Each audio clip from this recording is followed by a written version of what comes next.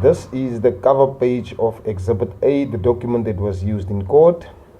And Exhibit A was the only document that they actually referred to during the court proceedings, during the trial. And I didn't get a copy. I stole this Exhibit A. When I was cross-examined, it was there in the box where I sat to testify. I noticed it, and they kept referring to Exhibit A, but I wasn't told what Exhibit A was. So I saw the document in front of me, and that's where I noticed that this is actually Exhibit A. When you look at the cover page of Exhibit A, you'll notice that in the second paragraph, Mr. Phiri under oath says that on the 8th of December 2012 at 3:15, he visited the scene at the abattoir in the open field at Pabalelo and also Granat Street, which is the house that I rented.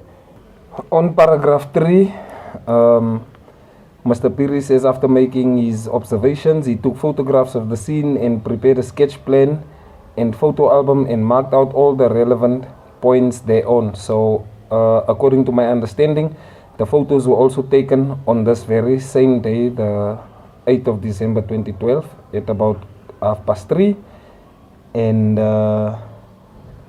that one is a lie.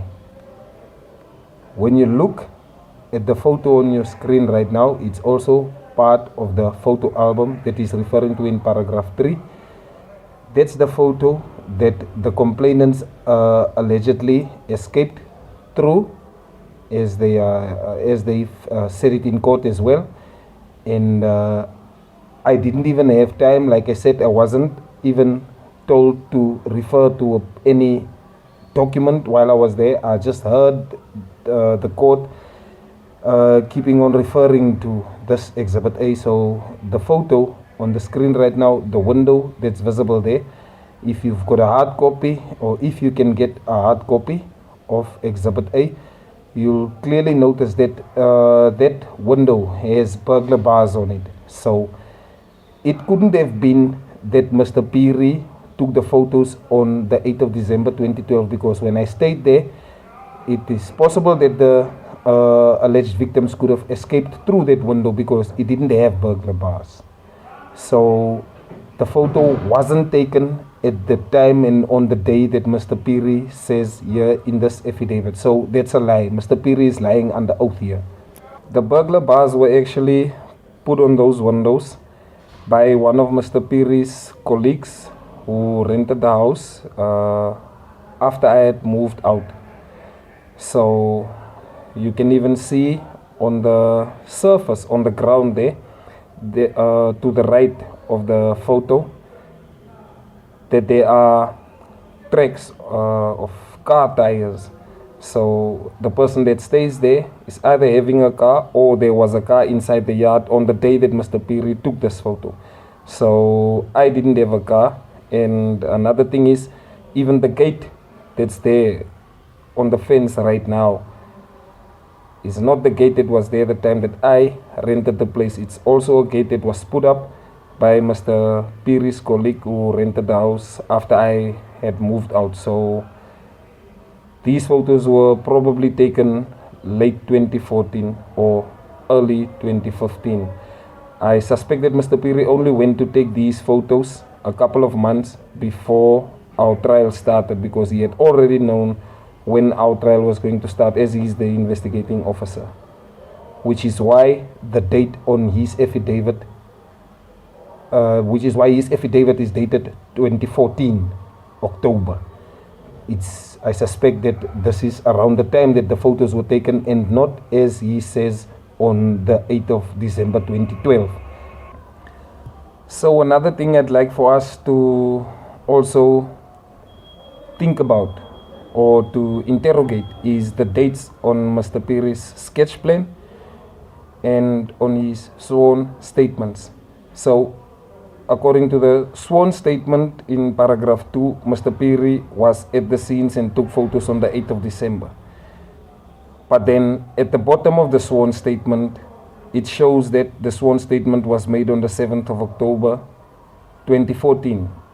meaning Mr. Phiri had only made a sworn statement about what he had done at the scenes 2 years after.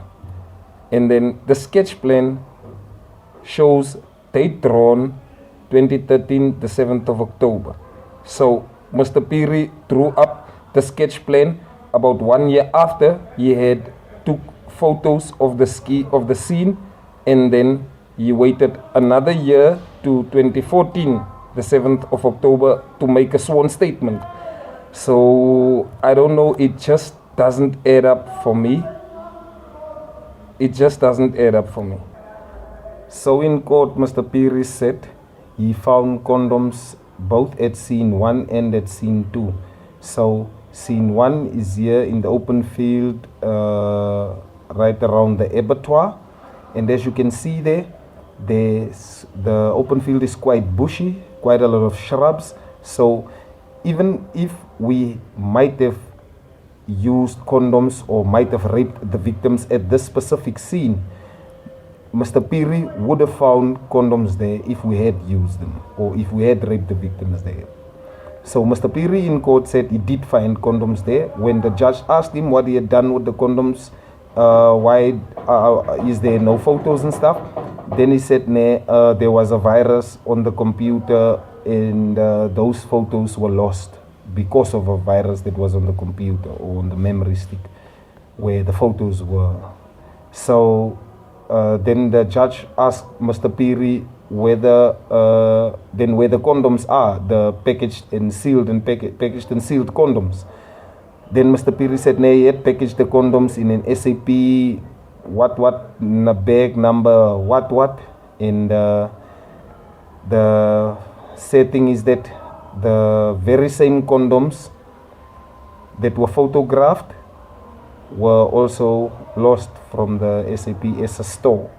So what a huge coincidence that is for the computer to be so selective that the virus that's on the computer, it only deletes the photos of the condoms that were missing from the SAPS store.